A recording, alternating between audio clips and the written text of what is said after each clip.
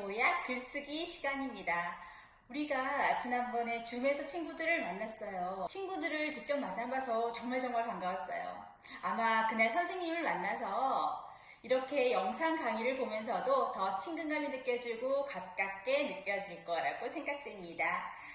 선생님이 첫 시간에 과제로 나는 이 수업을 통해서 무엇을 얻고 싶나, 또는 나는 이 글쓰기 수업을 통해서 어떠한 것들을 이루겠다, 그런 것들을 댓글로 달아달라고 했었어요.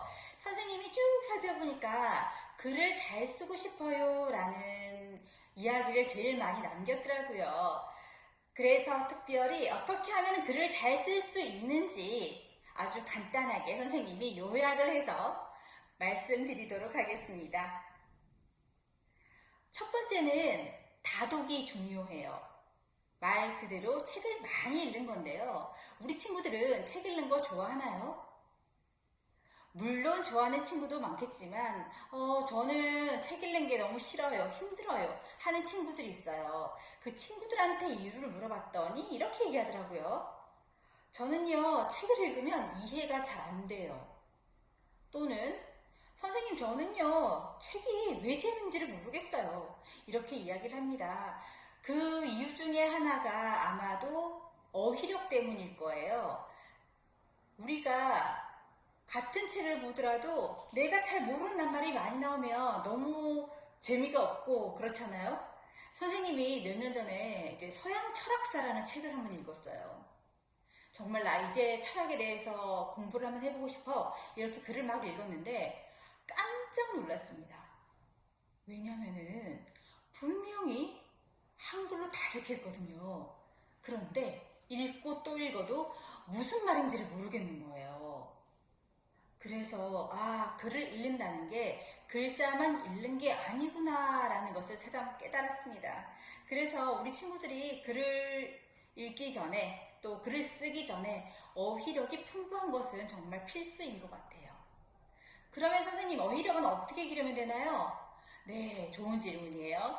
어휘력은요, 우리가 책을 읽을 때 모르는 낱말이 있잖아요. 그러면 그 낱말에 동그라미를 해요.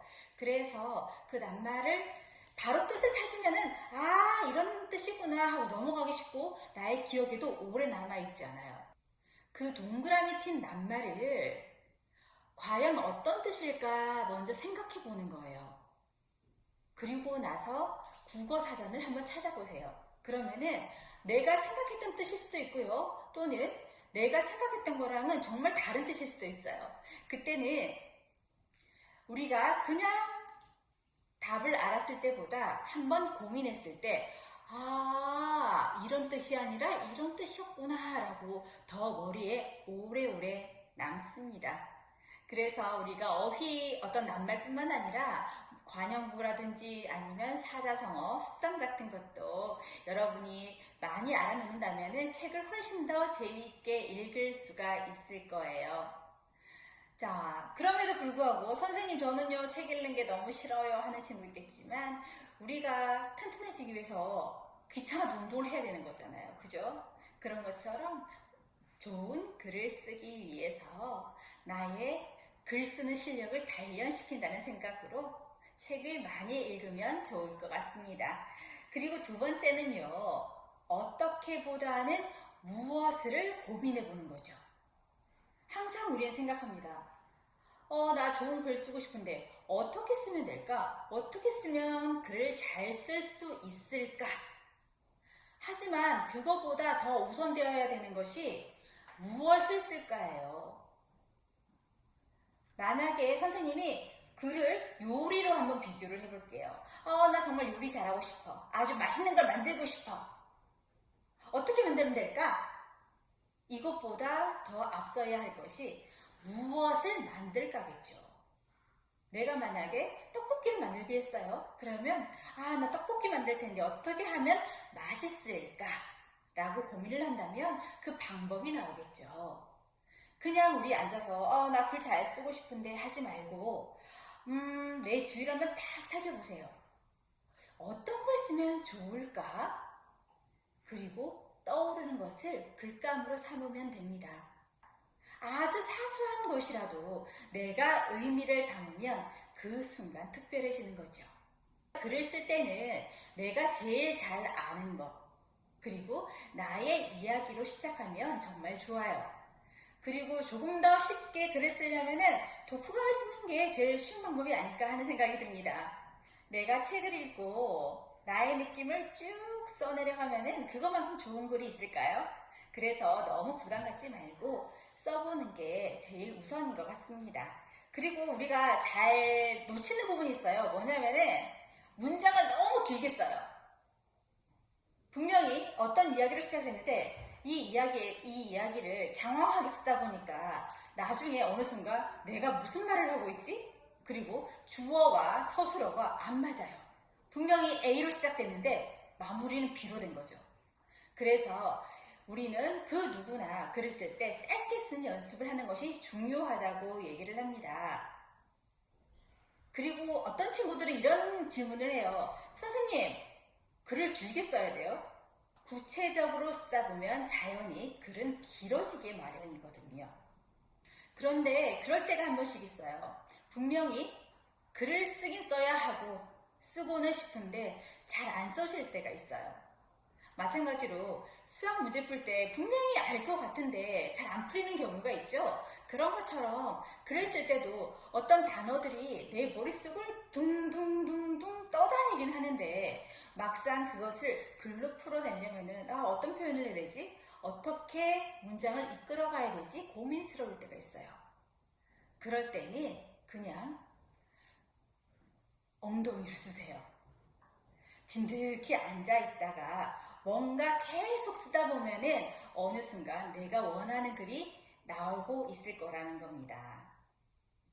어떤 사람들은 이렇게 해요. 나는 어떤 영감이 퍼뜩 떠오를 때 그때 글을 쓰지. 그런데 그 영감이라는 게 언제 올지 모르는 거잖아요. 그런데 이렇게 앉아서 글을 쓰다 보면은 문득문득 그 영감이라는 게 떠오르고 우리 글을 쓰는데 어떤 자극제가 될 거예요. 너무 어려워요 하지 말고 진득히 앉아서 엉덩이의 힘을 믿어보면서 글을 한번 써보자고요. 마지막으로 중요한 게 하나가 남았어요. 뭐냐면은 퇴고라는 과정이에요. 아마 처음 들어보는 친구도 있을 텐데 이 퇴고라는 것은요, 내가 쓴 글을 읽으면서 계속 수정해 나가는 거예요. 혹시 틀린 말은 없는지, 앞뒤가 맞지는 않는지, 그리고 어떤 낱말을 썼는데 이 낱말보다 나의 생각을 더 잘 전달할 수 있는 단어는 뭐가 있을까를 생각하면서 매끄럽게 다듬어가는 거예요. 조각으로 생각을 한다면은 대충 이렇게 그런 형태를 잡아놓고 아주 디테일한 부분을 조각해 나간다는 거죠. 그래서 어떤 분들은 이렇게 말을 해요. 모든 초고는 걸레다.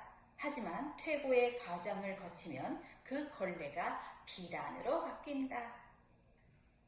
처음에는 그 걸레처럼 하찮고 보잘것없는 천에 불과하지만 이런 우리가 퇴고의 과정을 거치면서 다듬고 또 다듬고 그렇게 하다 보면은 어느 순간 그 걸레가 비단으로 바뀌어 있다는 거예요. 그래서 그 과정은 무척이나 중요하고도 어렵지만 아주 보람된 과정이라고 할 수가 있습니다. 쓰다가 다듬으면 여러분의 글은 언제든지 비단으로 바뀔 수 있다는 자신감을 가지고 말입니다. 자, 이렇게 선생님이 글을 잘 쓸 수 있는 방법 몇 가지를 소개해 드렸어요. 그러면 우리가 이제 글을 본격적으로 쓰기 위해서 뭔가가 필요하겠죠. 지난번에 줌 수업에서 선생님이 친구들에게 이렇게 얘기했죠. 여러분은 오늘부터 작가님이십니다 라고 얘기를 했잖아요. 진정한 작가로 거듭나기 위해서 선생님이 아주 중요한 것들을 준비했습니다. 여러분 아마 그 박스 하나씩 받으셨을 거예요. 그러면 그 속에 물건들을 살피면서 이건 뭐지? 어디에 사용하는 거지? 궁금하실 거예요. 여러분들을 작가로 만들어줄 그 물건들을 공개합니다. 자, 여러분들 박스 다 받으셨죠? 박스 안에 살며시 열어봤나요? 선생님은 짜잔! 이렇게 다 꺼내보았습니다. 먼저 이 노트가 있는데 둘 중에 하나만 있을 거예요. 하나는 빨간 머리 애니고요. 하나는 어린 왕자입니다. 우리 친구들이 여기에 친구들이 생각하는 거, 느끼는 거, 본 거 이런 것도 기록을 해주셨으면 좋겠어요. 물론 이 용도는 원래는 일기장으로 만들어졌는데 오늘 혹은 지금 내가 느끼는 감정들을 한 문장도 좋고요. 또는 여러 페이지에 걸쳐 써도 좋습니다. 나의 마음을 여기에 남기는데 매일매일 쓰는 게 제일 중요한 거 알고 있죠? 그렇게 해서 여러분의 친구처럼 여러분의 어떤 얘기든 다 들어줄 수 있는 베스트 프렌드가 되었으면 좋겠습니다. 그리고 다음으로 아마 이 비닐팩에요. 이렇게 볼펜까지 들어가 있을 거예요. 이 볼펜은요, 여러분들이 수업 시간에 메모할 때 쓰시면 되고요. 그리고 이거는요, 여러분들의 즐거운 독서 생활을 위해서 우리가 함께 만들 나만의 책탈품 만들기예요. 그리고 마지막으로 여기는요, 뭘까요?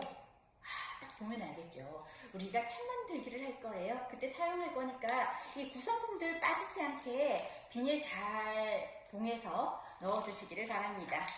그리고 여기 캔버스하고 네임펜이 있습니다. 이건 뭘 할 거냐면 다음에 여기에 멋진 시를 적어서 시화 꾸미기를 할 거예요.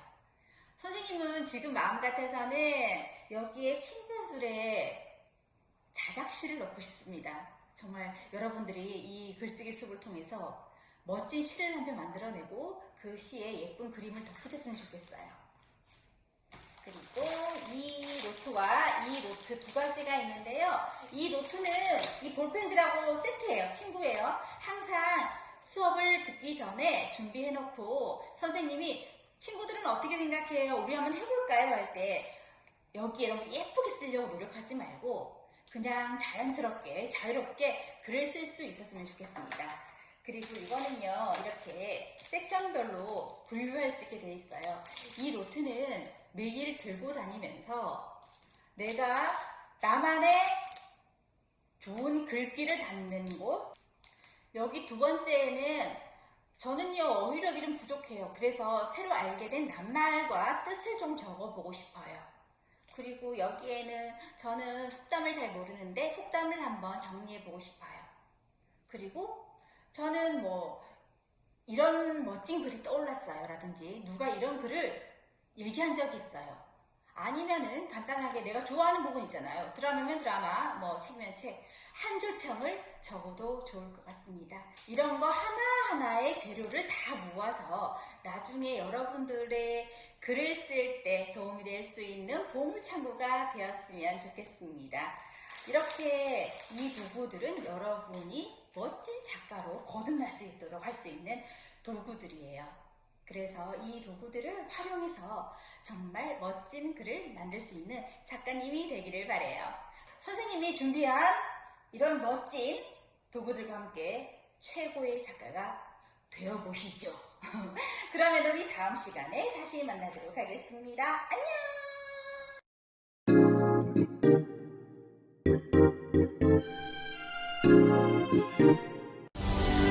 온 마을이 학교가 되고 모든 이웃이 교사가 되어 아이들의 성장을 함께하는 김해 행복교육지구.